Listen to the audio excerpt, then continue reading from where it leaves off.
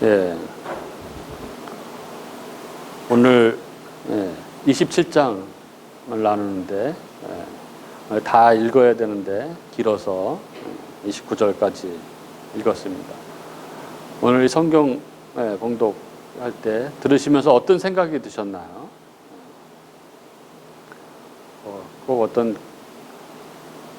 세상 말로 하면 콩가루 집안의 어떤 이야기, 어떤 막장 드라마 같은 그런 느낌이 들지 않습니까? 아버지는 장남만 편애하고 그래서 장남에게 복을 주려고 하고, 그리고 이것을 엿들은 아내는, 둘째 차남을 편애하는 아내는 둘째란 공모해서 남편을 속여서 복을 갈취하고, 차남인 둘째는 그 모든 짓을 아주 천연덕스럽게 연기해서 아버지의 축복을 받아내고, 그리고 안 읽은 요 뒤에 보면은 이 축복이 끝나자 나타난 그 첫째에서는 자기에게 축복해달라고 아버지에게 애원을 하는데, 아버지는 자기가 속아서 둘째에게 축복한 것을 알고는 뭔 영문인지 모르지만은 두려움에 휩싸여서는 축복을 취소하지 못하고, 그리고 자기에게 돌아올 이 축복이 동생에게로 간 것을 알게 된 장남은 대성통곡을 합니다. 그리고 이미 끝난 축복을 자기에게 해달라고 조르고, 이내 거의 진짜 이렇게 화가 복받쳐서 뚜껑이 열렸다고 하죠. 그래서 자기 동생을 죽이기로 마음을 먹고, 그래서 엄마가 둘째 아들을 외삼촌 댁으로 피난시키는 27장 이야기입니다. 보통 아침 드라마, 사랑과 전쟁 나올 만한 삼류 막장 드라마 같은 그런 이야기 아닙니까? 이 정도면은 세상에서도 찾기 힘든, 보기 힘든 그런 이야기죠. 그런데 오늘 우리는 성경 속에서 이것을 보게 됩니다. 그리고 이 본문이 오늘 우리에게 주어졌습니다. 우리에게 주신 하나님의 말씀입니다. 오늘 우리는 이 말씀 속에서, 이 막장 드라마 같은 이 말씀 속에서 우리를 향하신 하나님의 음성을 듣고자 합니다. 우리 교우 여러분, 오늘 이 본문을 보시면서 과연 이렇게 속여서 받은 축복도 효과가 있을까? 그리고 이렇게 야곱이 사기쳐서 에서의 축복을 도둑질한 것을 안 이삭은 왜 야곱에게 한 축복을 무효라고 선언하고 그래서 장자인 에서에게 축복하지 않고 두려워서 벌벌 떨었을까?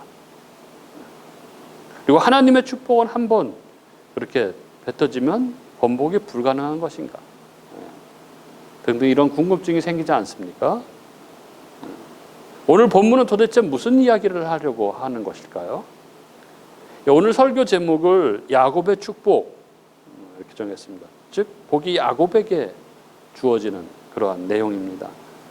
오늘 봉독한 끝부분 27절부터 29절이죠. 그가 가까이 가서 그에게 입 맞추니 아버지가 그의 옷의 향취를 맡고 그에게 축복하여 이르되 내 아들의 향취는 여호와께서 복 주신 밭의 향취로다.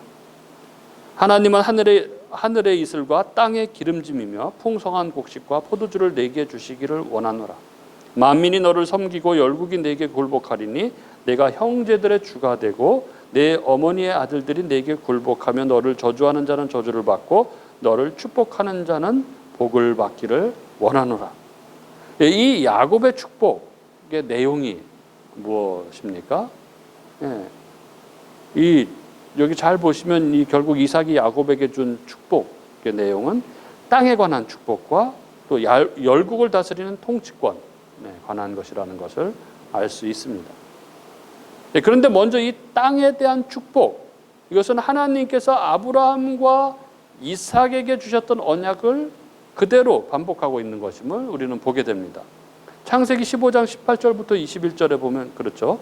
그날에 여호와께서 아브라함과 더불어 언약을 세워 이르시되 내가 이 땅을 애굽 강에서부터 그 큰 강 유브라데까지 네 자손에게 주리니 곧 겐 족속과 그니스 족속과 간몬 족속과 헷 족속과 브리스 족속과 르바 족속과 아모리 족속과 가나안 족속과 기르가스 족속과 여부스 족속의 땅이니라 하셨더라. 하나님께서 아브라함에게 땅을 약속하시는 장면입니다. 또 26장 2절 3절 보면 여호와께서 이삭에게 나타나 이르시되 애굽으로 내려가지 말고 내가 내게 지시하는 땅에 거주하라. 이 땅에 거류하면 내가 너와 함께 있어 내게 복을 주고 내가 이 모든 땅을 내 자손에게 주리라. 하나님이 이삭에게 땅을 약속하고 계신 것이죠.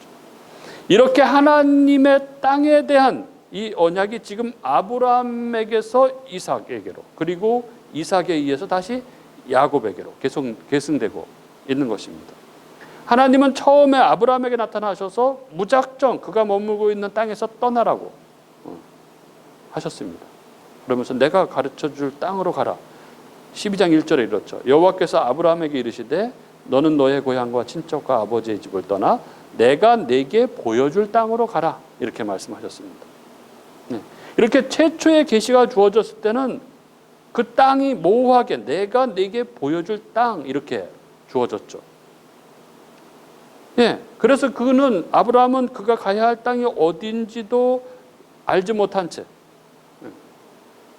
그는 떠났고 그가 세겜 땅에 이르렀을 때 하나님이 여기가 그 땅이니라 라고 그 땅의 정체를 밝히셨습니다. 이것을 신학적으로 계시의 점진성 이렇게 이야기를 하죠. 그리고 그 땅이 오늘 본문에서는 기름지고 풍요한 땅으로 좀 더 명확하게 계시되고 있는 것이죠. 그리고 그렇게 점점 계시가 진행되다가 결국은 요한계시록에 이르러서는 이게 뭘로 표현이 됩니까? 새하늘과 새 땅으로 밝혀지는 것이죠. 하나님께서 야곱에게 축복한 내용을 보면 그 땅은 기름진 땅이고 포도주와 곡식이 풍성한 땅이라고 했습니다. 출애굽기의 표현을 빌리자면 그 땅은 젖과 꿀이 흐르는 땅입니다. 그러면 여러분, 세상에 그런 땅이 있습니까? 없습니다. 이런 땅이 세상에 존재하지 않는다는 것을 창세기 3장은 이렇게 설명하고 있죠. 창세기 3장 17절부터 19절. 아담에게 이르시되 내가 내 아내의 말을 듣고 내가 내게 먹지 말라 한 나무의 열매를 먹었은즉 땅은 너로 말미암아 저주를 받고 너는 내 평생에 수고하여 그 소산을 먹으리라. 땅이 내게 가시덤불과 엉겅퀴를 낼 것이라. 내가 먹을 것은 밭의 채소인즉 내가 흙으로 돌아갈 때까지 얼굴에 땀을 흘려야 먹으리니 내가 그것에서 취함을 입었음이라. 너는 흙이니 흙으로 돌아갈지니라. 아담의 범죄 이후에 세상의 모든 땅은 저주를 받았습니다. 어느 곳도 예외가 없습니다. 가나안 땅도 마찬가지입니다. 그런데 하나님은 이 온통 저주를 받은 이 세상에서 이 저주받은 땅하고는 전혀 다른 기름지고 복된 땅을 약속하고 계신 것이죠. 그럼 무엇인가요? 하나님이 거짓말을 하고 계시는 것입니까? 아니죠.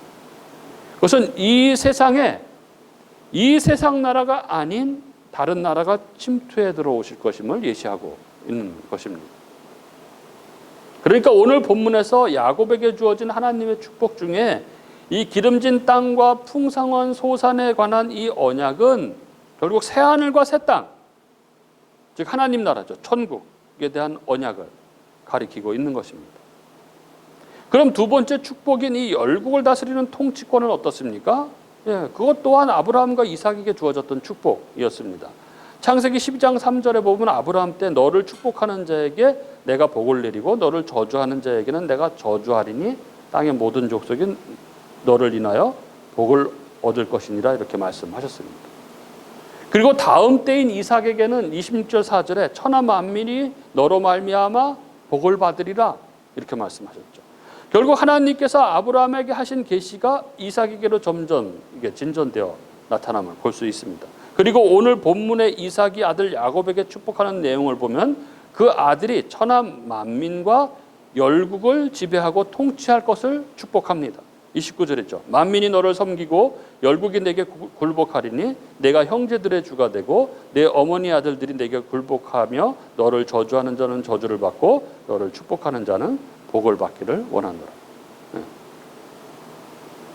그리고 이 약속 또한 창세기 3장에 이미 주어졌습니다. 창세기 3장 15절에 내가 너로 여자와 원수가 되게 하고 내 후손도 여자의 후손과 원수가 되게 하리니 여자의 후손은 내 머리를 상하게 할 것이요 너는 그의 발꿈치를 상하게 할 것입니다.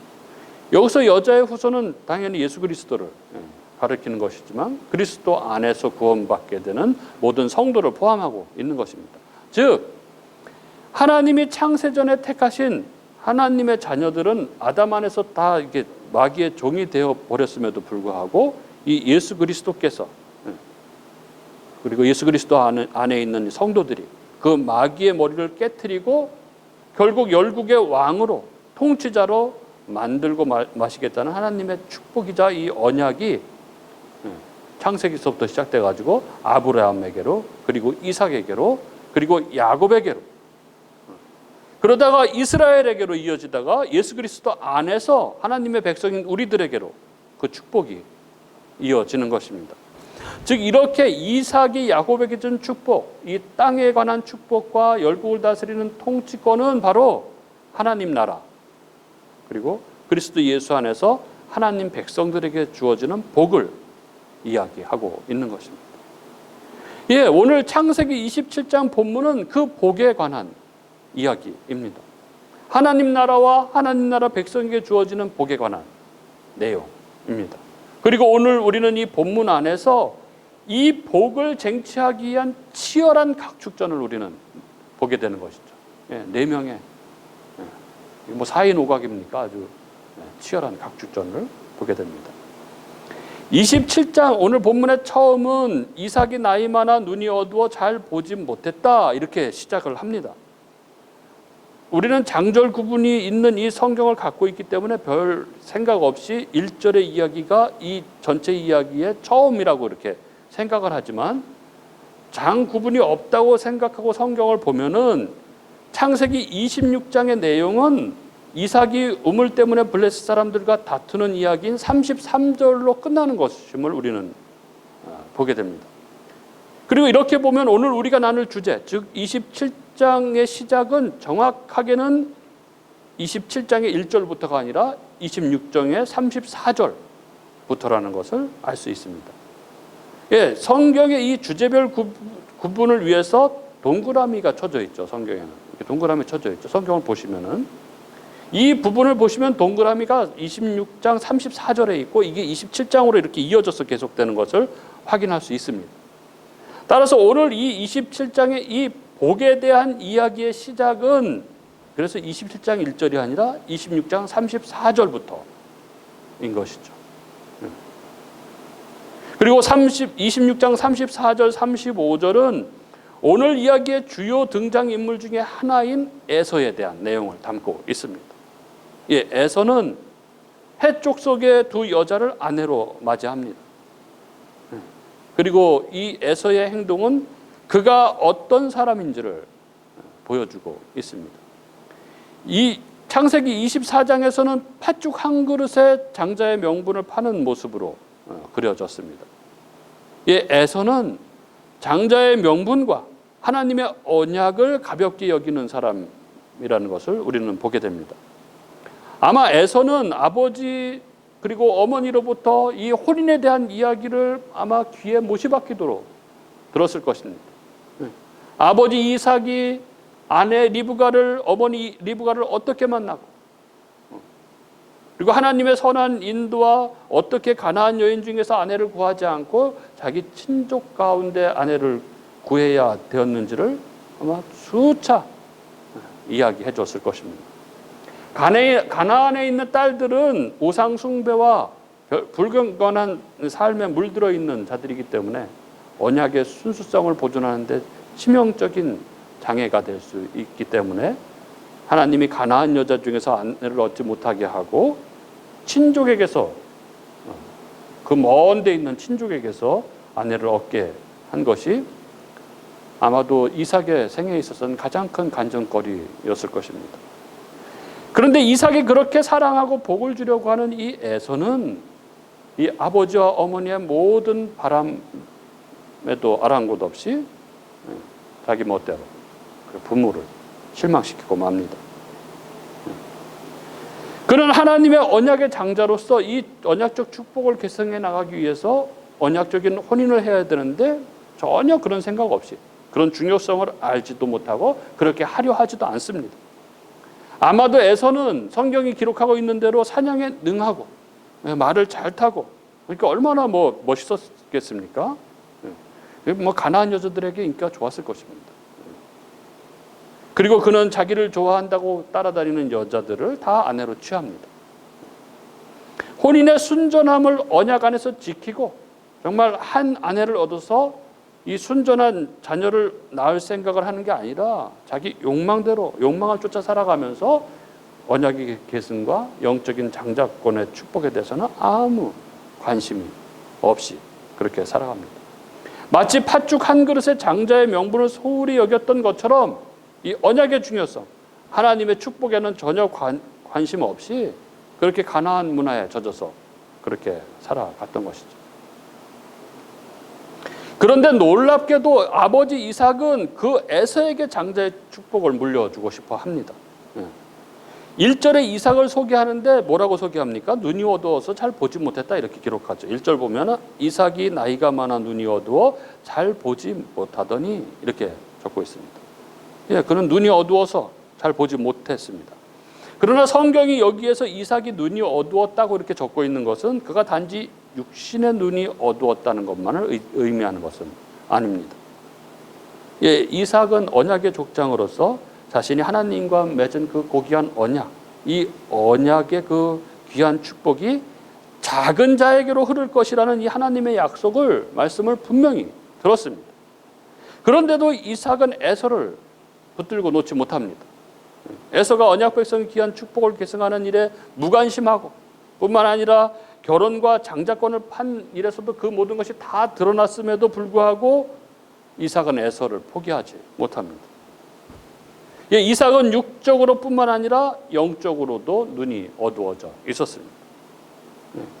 이삭의 이 같은 영적 어두워짐에는 여러 가지 이유가 있겠지만 그 중에 가장 큰 영향은 아마 에서에 대한 남다른 편애와 끝없는 미련이었을 것입니다.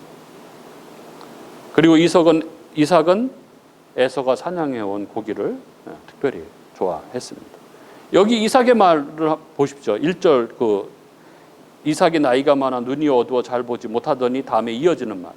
맏아들 에서를 불러 이르되 내 아들아 하매 그가 이르되 내가 여기 있나이다 하니 이삭이 이르되 내가 이제 늙어 어느 날 죽을지 알지 못하니 그런즉 내 기구 곧 화살통과 활을 가지고 들에 가서 나를 위하여 사냥하여 내가 즐기는 별미를 만들어 내게로 가져와서 먹게 하여 내가 죽기 전에 내 마음껏 내게 축복하게 하라 이렇게 말하고 있죠. 노년의 이삭은 육적인 것에 마음이 치우쳐져 있었습니다. 그래서 그는 아들을 축복하는 일을 이 귀중한 소중한 일을 앞두고도 에서가 사냥한 고기로 별미를 만들어서 마음껏 먹기를 원했습니다. 이렇게 이삭의 눈은 심각하게 어두워져 있었고 그래서 하나님의 언약이 분명히 작은 자 야곱에게 있다는 것을 알면서도 그는 에서를 축복하려고 했던 것입니다. 그리고 그의 아내 리브가는 남편 이삭의 이 같은 그 도모를 엿듣고는 에서가 사냥하러 나가자마자 쪼르르 그 둘째 아들 야곱에게 가서 이삭이 에서에게 한 말을 다 고스란히 이야기하죠. 그리고 9절 10절에 이렇게 말합니다. 내가 그것으로 내 아버지를 위하여 그가 즐기시는 별미를 만들리니 내가 그것을 내 아버지께 가져다가 드려서 그가 죽기 전에 내게 축복하기 위하여 잡수시게 하라. 그는 경건한 믿음의 여인으로서 하나님의 축복의 말씀이 야곱에게 있는 것을 기억하고 이렇게 행동한 것이라고 또 생각할 수도 있지만 그러나 그녀는 남편의 눈 안 보이는 이 약점을 이용해서 남편을 속여가면서까지 이렇게 하려고 했던 것이죠. 참 이해하기 어렵습니다. 어쨌거나 리브가는 이 모든 계획을 입안하고 그리고 야곱을 통해서 이것을 실행합니다. 그리고 리브가의 이 계획을 전달받은 야곱은 11절 12절에 내 형 에서는 털이 많은 사람이요 나는 매끈한 사람인즉 아버지께서 나를 만지실진데 내가 아버지의 눈에 속이는 자로 보일지라 복은 고사하고 저주를 받을까 하나이다. 이 야곱의 반응은 아버지를 속이는 어떤 양심의 가책, 하나님을 두려워하는 이런 것 같지만 자세히 읽어보면 그런 게 아니죠. 야곱이 두려워한 것은 그게 아니라 그렇게 해서는 뭐 될 것 같지가 않았던 것입니다. 계획이 이루어질 것 같지 않고 결국 발각이 돼서 복이 아니라 저주를 받게 될까 두려웠던 것이죠. 이렇게 저주하는 야곱에게 엄마 리브가가 이렇게 말합니다. 어머니가 그에게 이르되 내 아들아 너의 저주는 내게로 돌리리니 내 말만 따르고 가서 가져오라. 그리고 이어지는 14절부터 17절.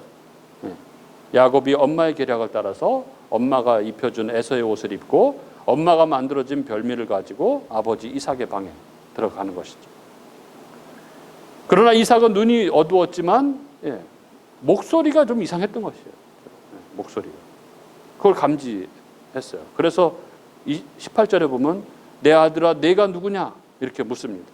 그러자 19절에 야곱이 아버지에게 대답하되 나는 아버지의 맏아들 에서로소이다.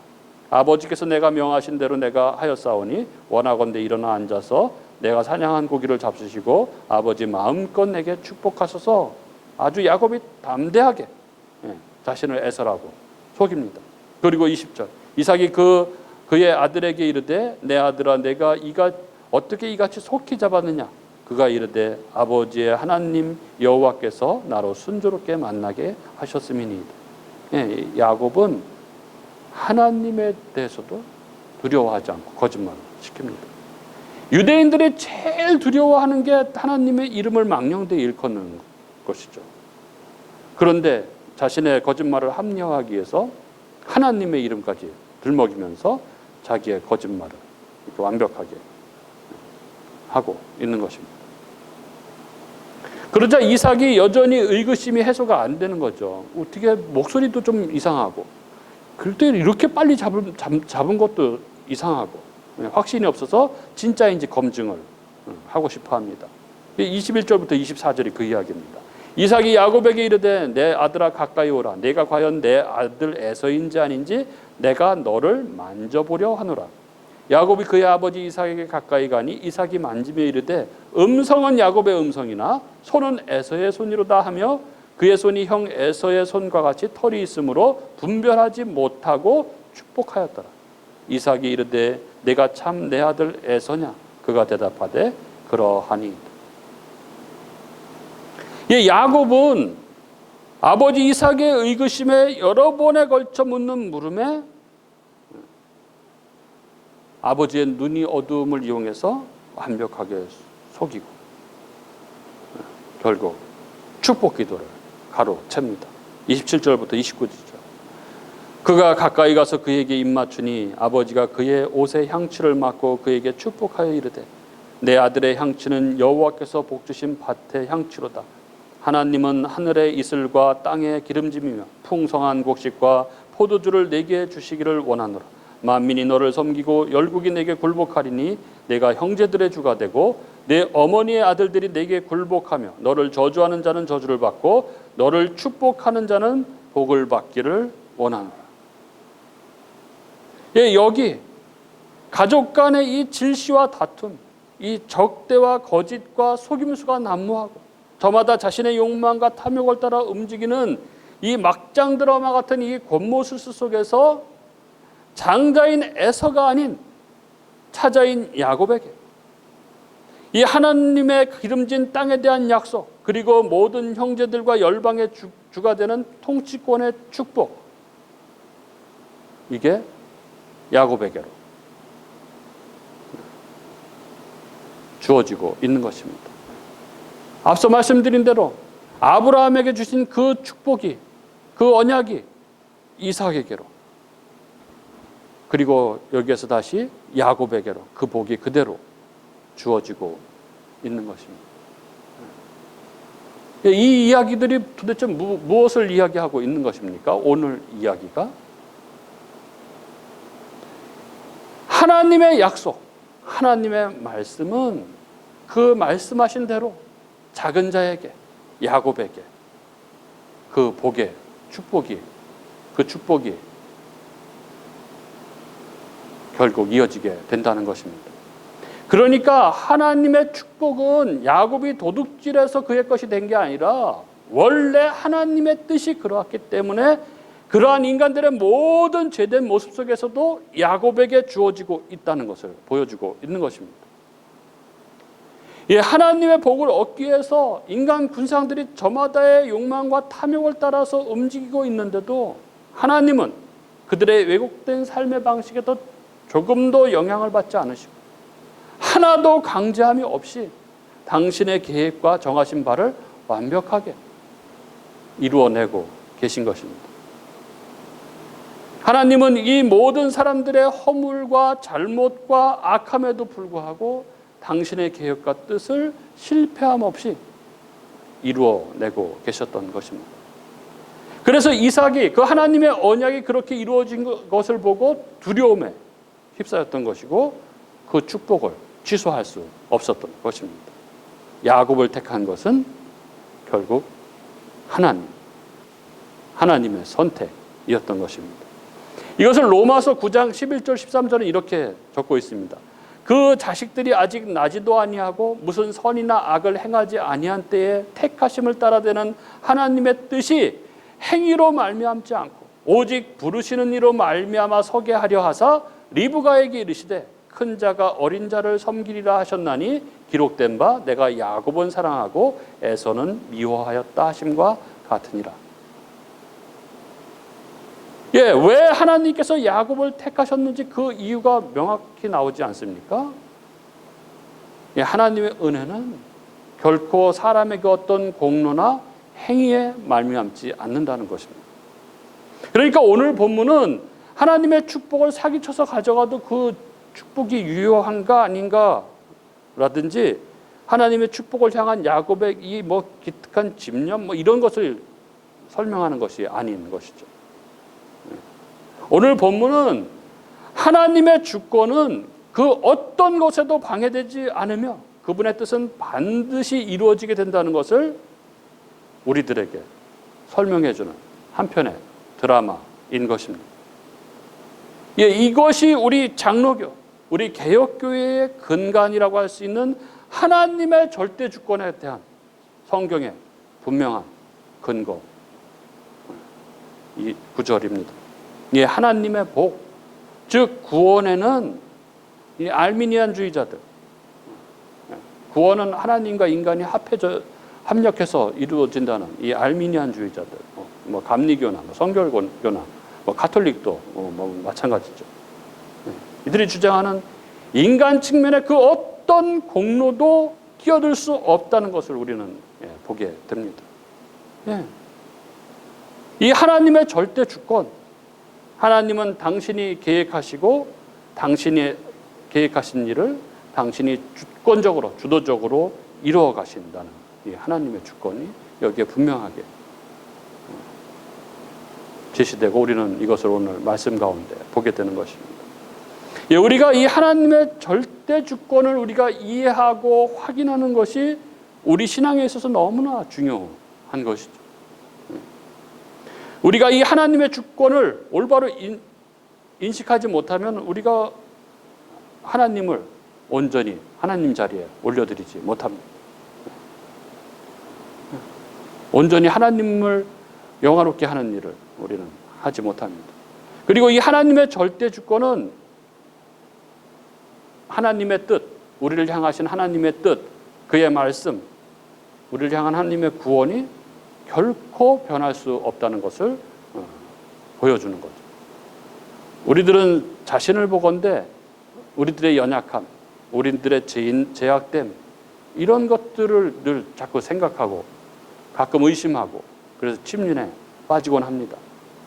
내가 진짜 구원받은 하나님 백성이 맞는가?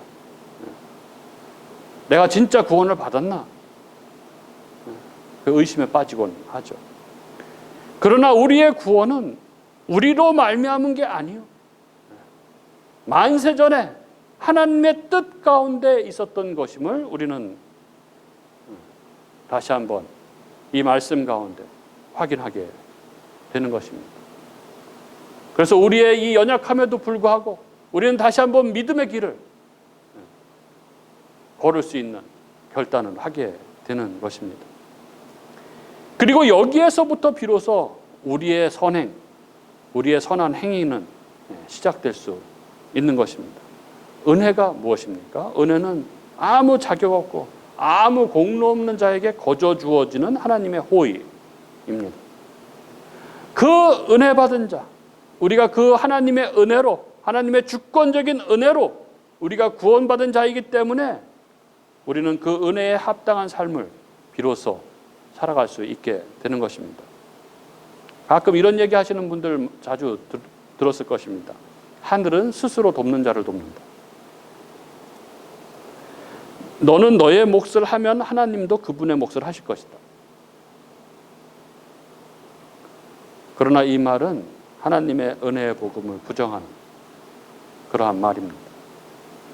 다시 말해서 이 말은 하나님은 스스로 도울 힘이 없는 자를 도우신다는 이 성경적 진리를 거부하는 말인 것이죠. 예, 하나님의 주권, 하나님의 이 주권 교리는 구원은 하나님으로부터 시작되고 하나님이 실행하시며 하나님이 완성하신다고 선언하는 것입니다. 요한복음 1장 13절은 이것을 이렇게 적고 있습니다. 이는 혈통으로나 육정으로나 사람의 뜻으로 나지 아니하고 오직 하나님께로부터 난 자들입니다. 예, 이 말은 자신의 속전, 그러니까 구원을 위한 값을 자기가 조금이라도 내고 싶어하는 이 그런 인간들의 마음을 겸손하게 만드는 구절이 아닐 수 없습니다. 그리고 이것을 우리가 확인하고 확신할 때 비로소 우리는 하나님을 향한 감사와 찬양의 삶을 살아갈 수 있게 되는 것이죠. 예, 오늘 말씀 안에서 우리의 택하심과 구원에 대한 하나님의 절대 주권을 확인하고 인정할 수 있는 저와 여러분이 될 수 있기를 바랍니다. 그래서 진정 하나님을 하나님 자리에 모셔드리고 그리고 우리에게 시작되는 구원은 반드시 이루어진다는 것을 믿으며 그 다함 없는 은혜를 받은 자로서 그 받은 은혜에 합당한 삶으로 하나님을 사랑하고 이웃을 사랑하며 하나님에 대한 감사와 찬양의 삶을 살아가는 저와 여러분이 될 수 있기를 주님의 이름으로 축복합니다.